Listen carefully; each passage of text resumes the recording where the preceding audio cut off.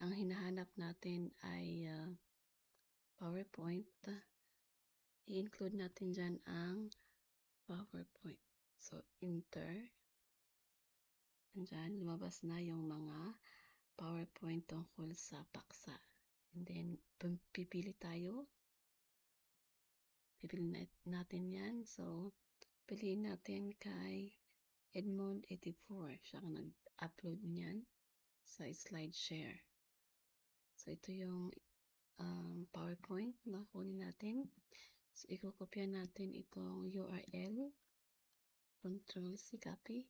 Then, magbubukas tayo ng another tab para sa SlideShare. Kasi SlideShare, kinuha natin sa SlideShare yung PowerPoint. So, sa SlideShare, download tayo. Punta. And then, copy natin yung URL ng PowerPoint. Then, piliin natin ang HD para mas maganda. Then, download.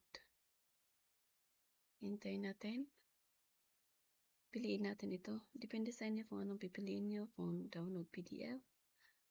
Sa ngayon, ang i-download natin, ang hinahanap natin ay PowerPoint. So, PowerPoint, hintayin natin na mag-download.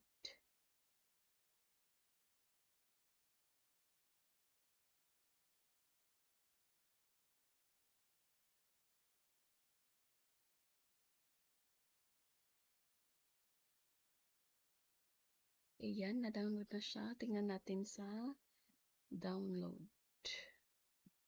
ng computer. So, nandyan. Tingnan natin ito sa SlideShare.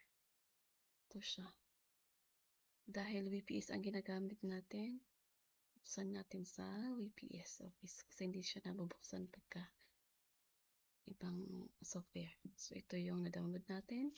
Open sa Sparta. Ito yung gagamitin natin sa discussion ng lesson. Ang mahirap lang dito yung pag-edit kasi parang ganito.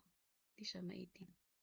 Pero, pwede tayong magdagdag ng slides. Ay, kaya na, ganyan. Okay. So, sana may natutunan kayo sa pag-download ng mga PowerPoints na gagamitin natin sa pagtuturo. I-include natin dun sa PowerPoint kung saan natin kinuha yung PowerPoint. Credit to them yung mga PowerPoint na yan. So, yan lamang. Thank you for watching.